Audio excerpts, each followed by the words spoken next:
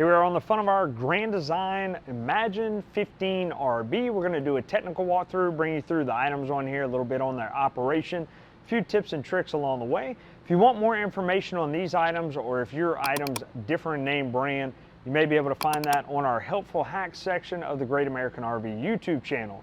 For now, we're going to go ahead and start our walkthrough here in the front where we have on our 7-way plug. 7-way plug is going to transfer all of your lights, turn signals, all that stuff to your camper. You're also going to have a battery charge line that charges that battery off of your alternator while your truck engine is running.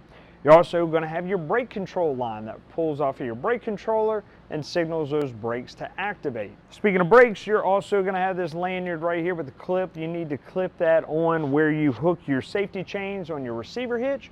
You hook it and loop it on there, not on the ball hitch itself or the chains, anything like that.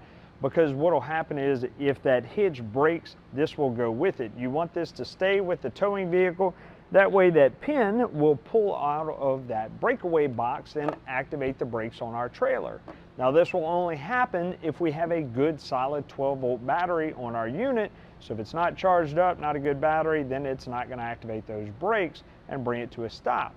One thing we need to make sure of, besides that we have a good battery, is that that pin is inserted in that box all the time so our brakes don't activate when we don't want them to. Besides that, we have our 12-volt jack up here. If we follow the line down, you're going to have an inline fuse down on that power line. In the event that your jack is not working, you want to check that fuse. You also want to check that battery, make sure the battery's good, and you have a solid 12 volts in order for this to operate. If it doesn't operate and you can't figure it out, you can pull that black plug right here on the top, insert your crank handle, and manually operate that jack to get you out of a jam. Behind there we have our dual propane tanks operated by our dual propane regulator. That regulator has a selector switch. You choose which tank you want to be your primary. As long as that gas is on for both tanks, it will use the tank that is set to primary, run it dry, and then it will automatically pull off of that secondary tank. And it will give you a signal on the regulator letting you know that the other one is empty, usually with a red signal.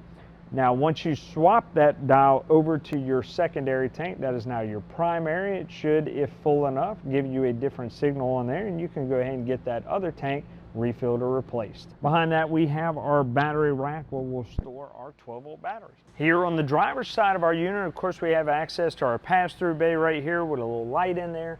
We also have our control center with all of our hookups. We'll go over a little bit more information with that. All right, we have our control center. We see here we have that Go Power solar controller right here to be able to transfer solar power into 12-volt charging power for that battery. On the other side over there, we are prepped for an inverter system. Inverters change our 12-volt power to 110 power in the event we don't have a plug-in where we're at. We're dry camping, anything. We can go ahead and access that 110 power off our battery system if we have that set up. We'll also have our Lippert tire link system. If we want to purchase the monitor and the sensors to have installed on here, the power is already ran. We just need to hook that up and we can monitor our tires while we're traveling down the road. Here's our battery disconnect. It does just that. We turn it off and it disconnects the battery from our camper. And that allows us to hold a charge on that battery if we store our unit unplugged. That way we have some power left when we go to hook it back up. We can run that jack and everything. Whenever we store our unit plugged in, or if we're camping, we want that system on, so the converter system, which is the battery charging system, will charge that battery while you're camping. Up here we have our coax connections, satellite cable, and auxiliary. Satellite, that's if we have a satellite set up outside. All of this stuff runs into the interior of our unit. Our cable is if we have cable hookup at the campground. Auxiliary is if you have anything else you want to plug in to reach out to the rest of the unit. GFCI protected outlet right here. We'll talk a little bit more about GFCIs when we get inside. We have our city water connection. If you have that water bib at the campsite or wherever you're camping, you can hook it up right here, turn that water on, and it will go into all of your faucets and fixtures inside the unit. If you care to fill your tank, you would want to turn this valve right here to tank fill. You can fill that onboard storage from right here, or we can do a gravity fill when we get to that point on the unit. I'll show you where that is. We can do that gravity fill, or we can fill it pressurized from our faucet. When we want to use this as a regular city water connection, we do need to make sure we have that valve turned down to city. Of course, we have a quick connect right here, hot and cold, for that coiled hose. We can hook up for a spray port at the door. Down below our storage bay, we'll see our manual stab jack. We're going to have this on all four corners of our unit. These do have a weight rating on them, and it is much less than what the weight of the camper is. So the idea is that we don't pick our camper up with these jacks. We don't try to level our unit with these jacks. They are simply meant to stabilize.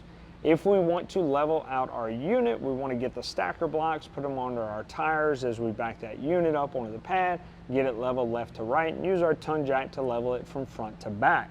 Then we put down these stab jacks. We just want to put a little bit of weight on them, enough to where there's some tension with those jacks. It reduces the amount of movement inside your unit. Now you may also want to get some extra stacker blocks to put under these jacks, because the idea is you want to keep those jacks in a nice diamond shaped form. So if you're much lower in the front or rear, you're going to want to use those blocks to step it up a little bit and keep that diamond shaped form. If you have them straight up and down and too much weight on them, they will bend at the welds and break and damage those jacks, and the manufacturer is not going to participate in the replacement of that system if it's not used properly. Moving down the line, we have our vent right here. That is for over our stove top, that hood vent.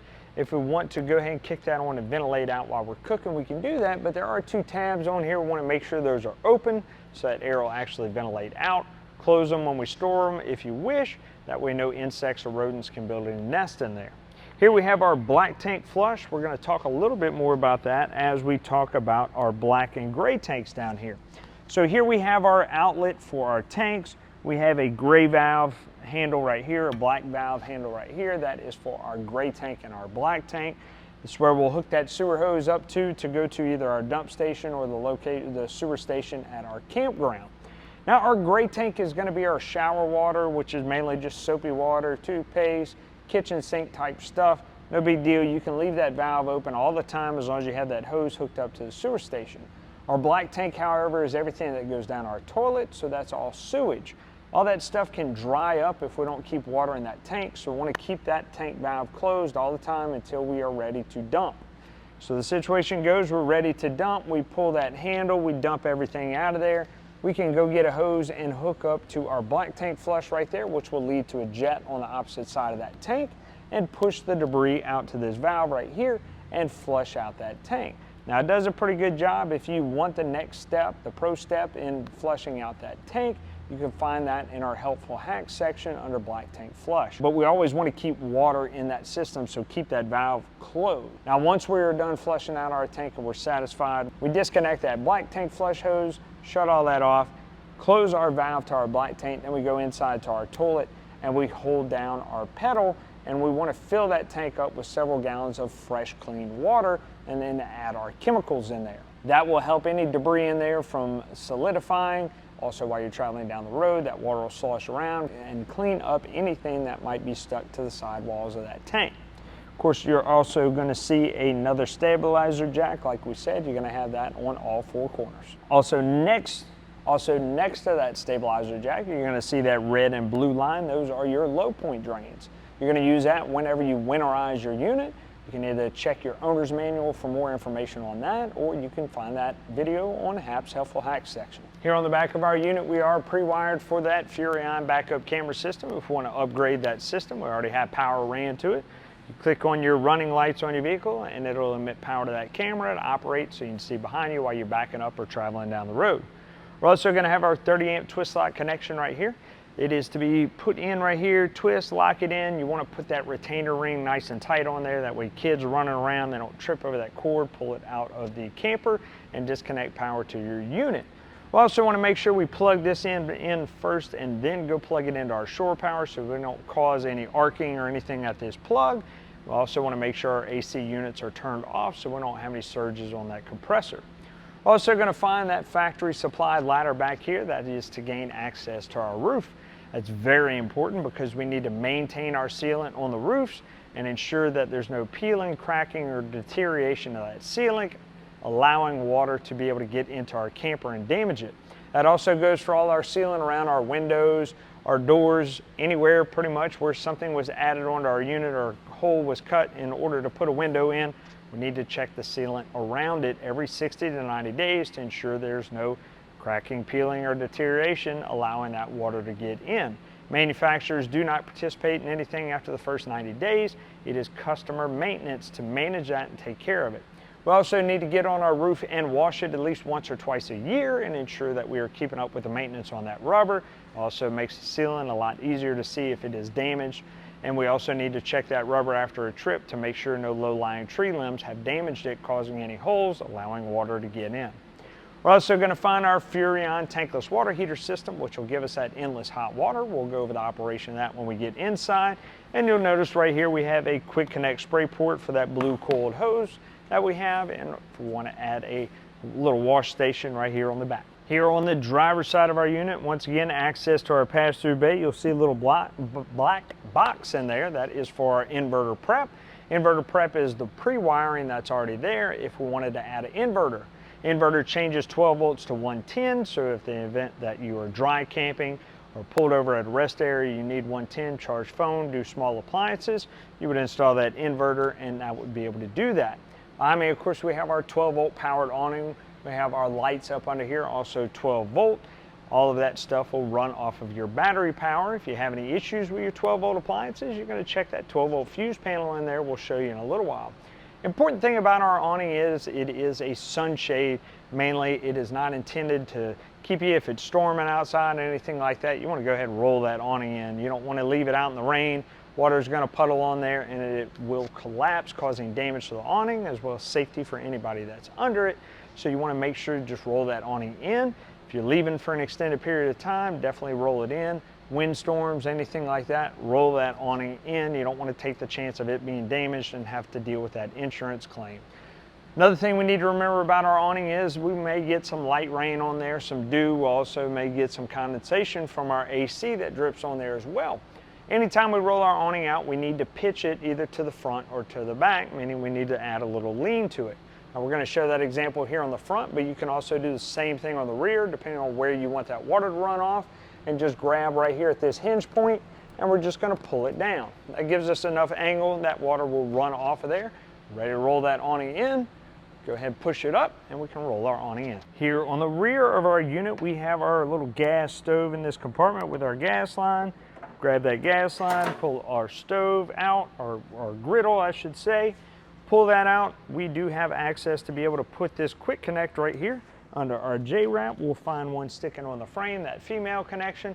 We'll plug this in, open the valve, and we'll have gas to our stovetop from our propane tanks there in the front. Now in front of that we do have our furnace right here. This is our Dometic furnace that is going to heat our unit. That is gas powered, once again pulling propane from those tanks in the front. Moving towards our entry door, we do have our freshwater tank. We talked about how we can fill that over there. This is another option with that gravity fill. We remove that cap, stick a water hose in there, and we can gravity fill that tank up so we have that storage water. Now one thing about our storage tank is we don't necessarily want to keep water in there if we don't have to. So if you don't need it, you want to drain it out. You're going to find that valve right down here on the bottom. It's going to be a white valve with a pull handle. You open up that valve, drain the water out. That'll keep it from getting stagnant if you keep it in there too long, as well as less weight on your camper. If you don't need it, just drain it out. Right next to that you have your 110 outlet. That'll be GFCI protected. And we're going to have that in all of our wet locations, that GFCI protected outlet. In the event that those aren't working, it could be due to those locations getting wet or too many appliances plugged into them. We'll show you how to reset that when we get inside. Now on our entry door, we are going to notice that we do have some friction controlled hinges right here. So we'll feel that door with some resistance on it. That's to keep the wind from slamming that door open or closed. Now we're also going to notice on there we do have that clip right there that will also restrain that door, and that's purely because we have that awning. When you have your awning out, you don't want to have that door banging up against that awning arm. So one thing we did is we closed our awning just now. That's so I can show you our solid step system. That solid step system, when we go to store it or remove it out of our unit, want to make sure our entry door is all the way open. That way we don't scratch and bang up that trim. So you'll have to roll your awning in whenever you do this. Lift it up, lock it into the frame with that blue latch right there. Make sure it's locked in, close your door, you're ready to roll. When you want to pull it out, pull that blue latch, pull it down, and you set it on the ground. Now, once we have leveled our unit from left to right, front to back, we want to come to our steps next and level that out. Really easy to do. We have our lever right here. We push this in. You have one on each side, push it in. We can extend and retract those legs whenever we are ready to level it out. So we do that, drop our legs down, we're good level. We want to make sure we have a good flush threshold right here at the bottom, and we also want to make sure the frame of our door is not hitting the frame of our steps, causing any damage. Also, to lower that spare tire, you're going to find under your entry door that bolt sticking out of the frame that can go ahead and lower the spare tire. Over next to our kitchen, we're going to find our control panel. Pretty simple. We're going to see all of our fresh, black, and gray tank meters right here. Whenever we want to check what those levels are, we can see what's indicated by those lights. Our battery, same thing. What is indicated there. This Bluetooth button right here, this is so we can download that Compass Connect app, and we can actually connect this to our Bluetooth on our phone. We can do that by scanning this QR code up there and insert our password, and then we can connect to it. This will give us some functions for our unit, like monitoring our tanks and so on from our phone. Here we have our ceiling lights that control the ceiling. Exterior is going to be our awning lights, and we have that 12-volt water pump. 12-volt water pump is going to pull from our storage, onboard storage tank. Remember that gravity filler, the option we have by our control center to be able to fill that tank. That's what our fresh tank is. Kick that on, and that pump will run and pull water from that tank over to our fixtures. It is an on-demand pump. If you ever notice that pump is running and you're not running water, you want to go ahead and shut it off. Could be because your fresh tank is empty or you have a leak somewhere in your unit. You don't want that pump to burn up. I'll also mention if you have a city water connection and you're hooked up to it, there's no need for that water pump to be on, so leave it off when you have that city water connection. Down here we have our awning extend and retract, pretty self-explanatory. All this stuff is all 12-volt powered, so if you have any issues, you want to go over to that 12-volt fuse panel, we'll talk about it a little bit later. We have our Furrion tankless water heater control. To turn it on, just hit that on-off button.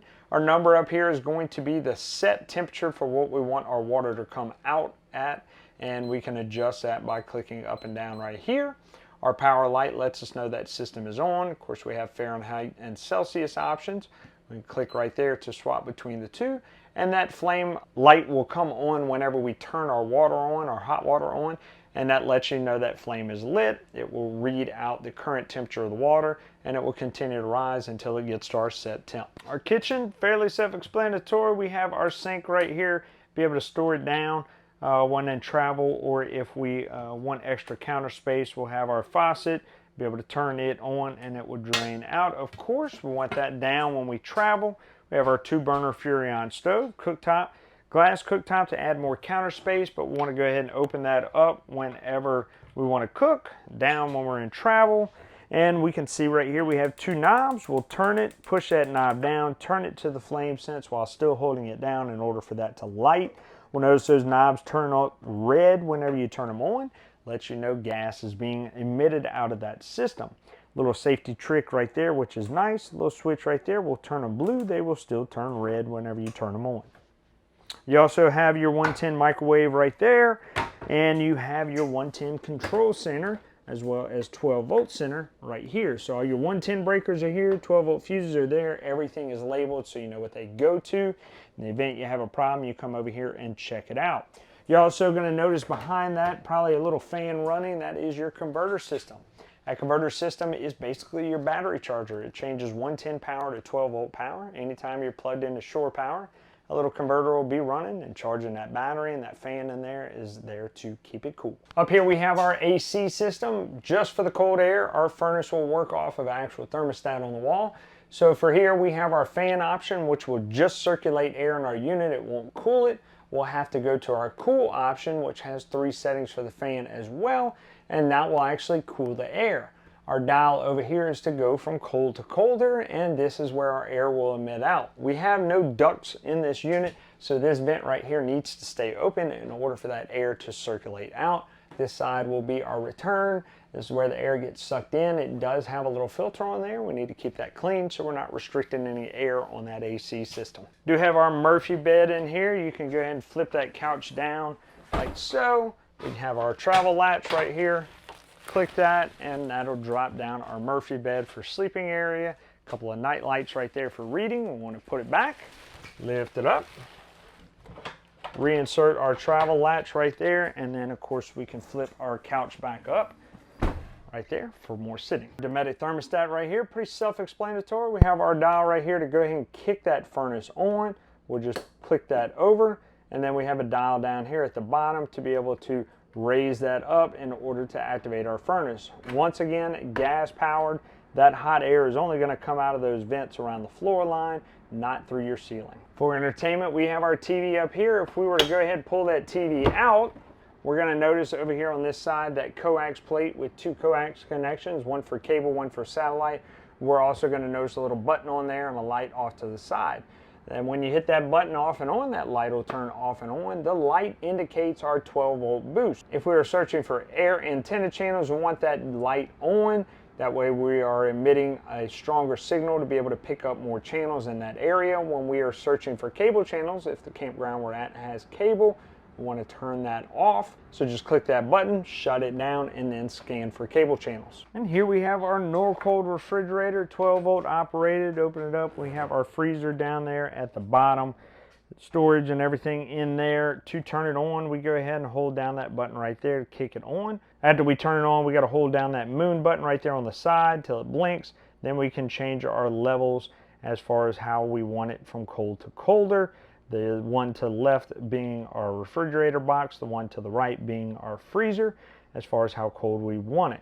Now also, if we hold down that moon button long enough after we have unlocked that system, it will turn it into a night mode whenever it turns blue, and that will slow down the use of that compressor and help conserve 12-volt battery usage in the event that you are dry docking, boondocking, or anything like that. You can use that system. If you want to turn it off, we'll go ahead once again, unlock that system, and then just hit our power button right here, hold it down until that system shuts off.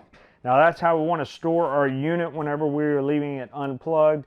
We want to go ahead and shut it down like that and defrost our freezer and wipe down our refrigerator. This helps reduce mold and mildew in our unit, as well as reduce the opportunity for any water to leak out and damage our wood framing around it. If we leave water in that system, it leaks out. The manufacturer is not going to cover any damages to those wood components. Consider customer maintenance to maintain and clean out that fridge properly. All right, in our bathroom, we have our shower. On our shower, we have that shower head with a little on-off switch right here. We can click, turn that off and on. That is useful when we are dry camping. We don't have a place to dump our water, or we're using our fresh tank water. We're trying to reduce the amount of water we're putting in that tank, as well as the amount we're using out of that fresh tank. Easy to do. You turn your hot water on, find your set spot in between rinsing off and lathering. Just shut this shower head off. You won't have to mess with those handles. Find that sweet spot again when you're ready.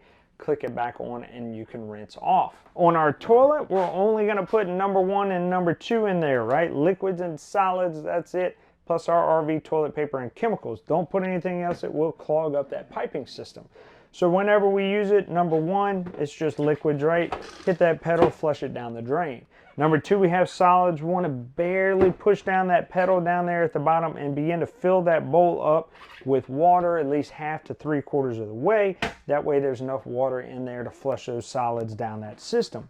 Now once again, we only want to put number 1, number 2 in there, nothing else. I've seen the pipes get clogged up. It's an expensive repair. And also make sure that we're using RV toilet paper so it will degrade in that system along with your chemicals.